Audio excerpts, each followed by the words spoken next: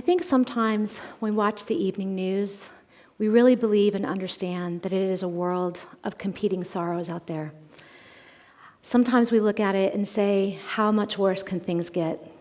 And so part of our psyche, part of our psychology, is to want to believe that some problems have been solved so that we can check a mental box and we can keep trucking down a road and think one less thing for me to worry about.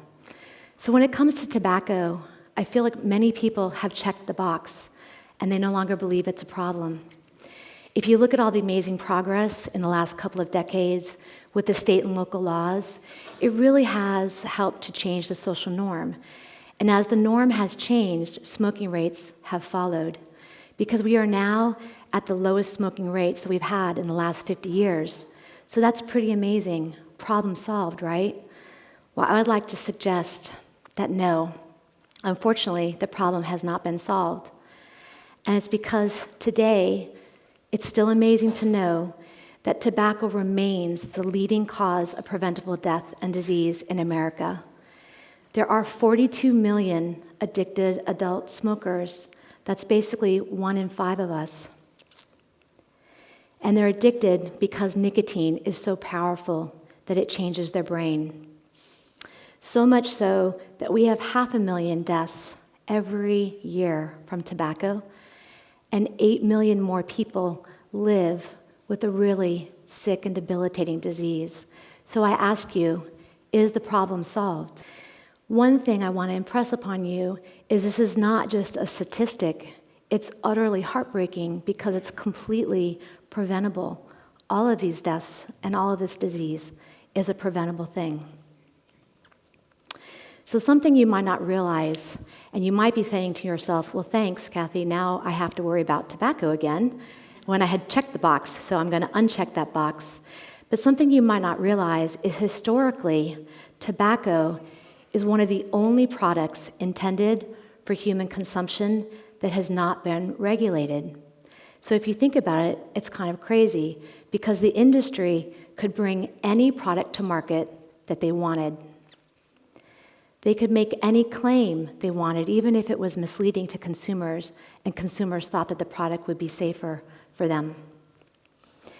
They could change the makeup of the product at will and add things if they wanted, all without the consumer understanding anything about the product that they were smoking. You know, I heard an amazing statistic. If you start smoking when you're a teenager, by the time you're 35, you will have done this action 1 million times. Is there anything else in your life that you will have done 1 million times? So we wonder why it's so hard to break this pattern. And another thing is nobody before really had the power to actually take the product and make the product less deadly. So something really unprecedented happened 5 years ago. In 2009, a bipartisan Congress created the Center for Tobacco Products at the FDA, and then the president signed this into law. And no, the fact that Congress and the president agreed on something is not what was historic. It was that for the first time ever, FDA, since the time we were established in 1906, we're really the gold standard agency to make sure that every product you put on or in your body is safe and effective. But now, FDA is in really uncharted waters because for the first time in our history, we are overseeing a deadly product. It's the bipolar opposite of everything else that FDA regulates, because tobacco will kill half of all the users that use tobacco products, which is kind of crazy when you think about it. So really, I ask, what else is going on in the marketplace right now? And I don't know if you pay attention to what's happening in the tobacco marketplace, but it's wild and rapidly evolving. In fact, you might be surprised, the government is actually not that nimble, and we are way behind the 8 ball when it comes to some of the new and novel products. So for instance, FDA does not yet have authority over some of the most popular products. We don't have authority over e-cigarettes. We don't have authority over hookah. We don't have authority over cigars and cigarillos. And we're seeing some really, really scary and alarming trends with youth usage of these products that we don't yet regulate. Usage in the last 3 years has absolutely skyrocketed when it comes to e-cigarettes and hookah specifically. And in fact, as a public health professional, we're faced with a really sad reality. We're seeing, for the first time, really declining rates in teens using traditional combustible cigarettes. But those declines are completely offset and negated by the increase of youth usage of these novel, really popular products. So in the last 3 years, we have had no overall decline in tobacco use. And that is a really, really dangerous and alarming trend. So this is really why I'm here and standing before you today. Because my job at the FDA is to really do advertising, which is somewhat unusual for a federal agency. But I'm a proverbial ad girl. I'm like a madman, not like Don Draper, more like Peggy Olson. And it's not lost on me that the business that I love, the art and passion of advertising, developing and crafting really smart messages, that this industry of advertising is actually a big part of the problem. From decades ago, it was the ad industry that really helped to make cigarettes the social norm, that glamorized it, that popularized it, that made it look so cool 50 and 60 years ago.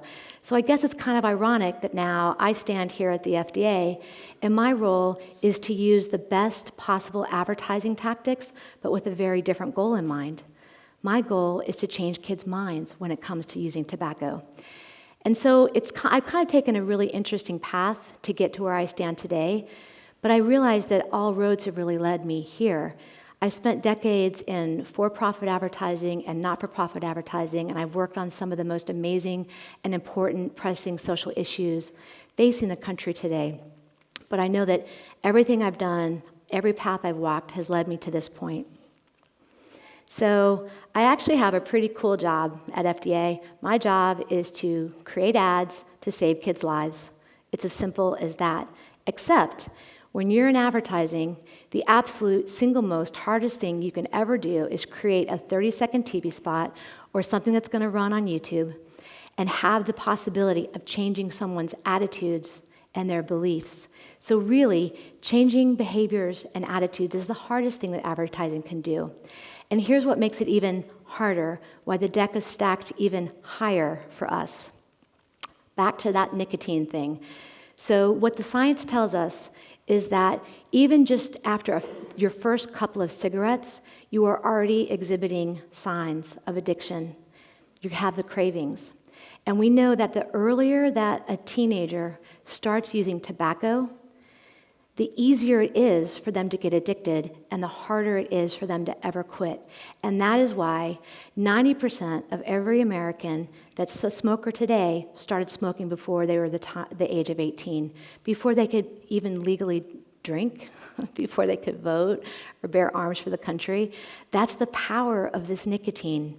And that's what makes my job so hard, because I've got to convince kids to never pick up a tobacco product, because I know that once they start, chances are very good that they're going to get addicted pretty quickly. So let me just give you a little bit about how I go about this when it comes to developing advertising that's really designed to change people's minds. But let me tell you who these kids are that are smoking, because remember, when we walked into this room, I think a lot of us thought that smoking was no longer really a problem.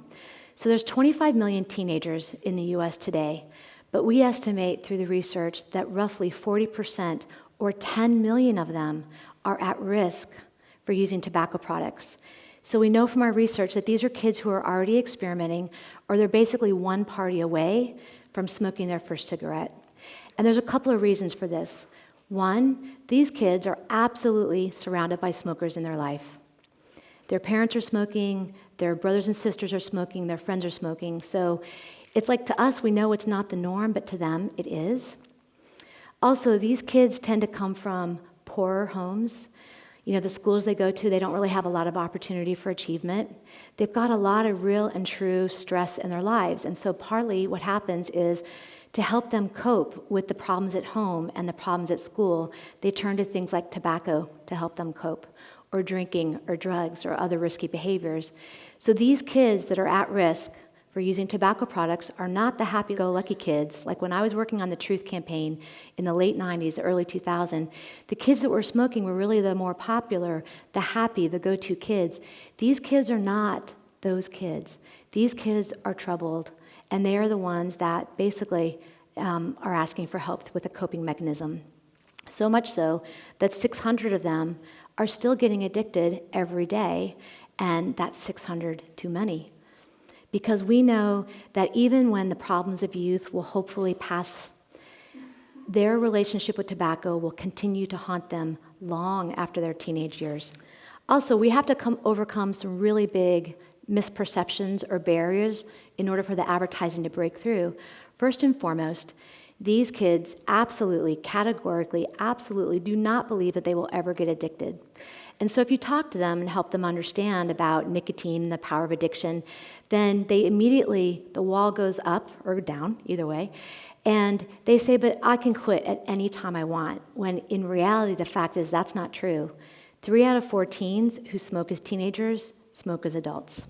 And as I already mentioned before, cravings from nicotine can actually happen after their first cigarette. So it's so critical to get to kids before they pick it up for the first time. So I want to share with you a little bit about what our first campaign is. It's called The Real Cost. And what we're trying to do in The Real Cost is create really breakthrough, provocative, fresh portrayals to share new news with kids so that they will actually hit the pause button when it comes to tobacco and actually rethink their relationship with it. I have a couple of ads to share with you today. These are just a couple of our print executions, so running in really popular magazines. And one of the things we learned from our research is that kids don't care about the long-term health consequences because, again, they never believe that they'll be smoking long enough to get cancer or emphysema. And so we're focusing in on issues that they really do care about, their appeal and their appearance. And in one print ad, we're showing a beautiful young girl, but when you literally peel away the little marker, you can see what her skin will look like if she's still smoking at the age of 26. And then we try to reach some of our gamers out there, some of the boys who need to understand that they're really shooting their teeth out when they're using tobacco products because of the dangers to your mouth. We also take very funny and lighthearted approaches. These 2 examples, they're very campy ads, but the whole point here is there's a million brilliant reasons to not smoke, and these 2 kids are basically giving their reasons for not smoking. I'm going to show you 2 quick ads. Both of them really focus in on our primary messaging strategies. One is to help kids understand that while they want to be in control of their life, they don't want to be bullied by something, an unwanted presence outside their life. That's the first ad. I, Amanda Green, at the point in my life when I'm not a kid anymore. Now that I finally have freedom to define who I am, I hereby agree to be bound to you, to let you decide how I spend my money, to let you set my boundaries, and to come running the instant you snap your fingers. With this contract, I relinquish part of my freedom to you. There's a contract in every cigarette. When you light up, you sign up. Don't let tobacco control you. Thanks.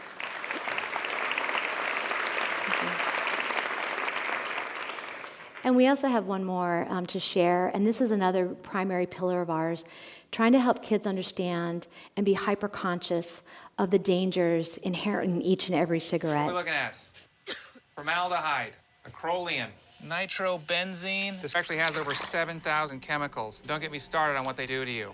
Prematurely wrinkled skin, stunted lung growth. Mr. Essler. Tooth loss, cancer. Mr. Essler. Hang on.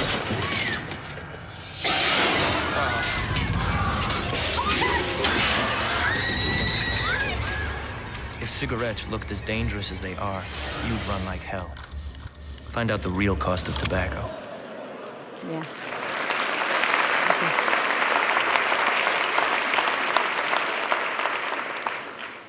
So the real cost has been in the market for 18 months, and we know that we're breaking through. We've reached 95% of teenagers in the US today, and probably a few of you in this audience, depending on what you're watching. 8 million kids have come to the website to learn more, and we're having 2 million conversations with teenagers in our social media channels. Some of the conversations, the kids are questioning us. They're really pushing the boundaries, saying, I don't believe you. Others are saying, thank you so much. I did not realize I was addicted. And others are saying, where can I go for help? So this is basically, my goal is to help kids understand the dangers before they ever pick up a cigarette, so that if they're thinking about it, they will think again. Now, history will tell the end of my story, but I'm giving it everything I've got to really help kids to understand that they can walk a different path in their life, and it doesn't have to be such a costly one. Thank you.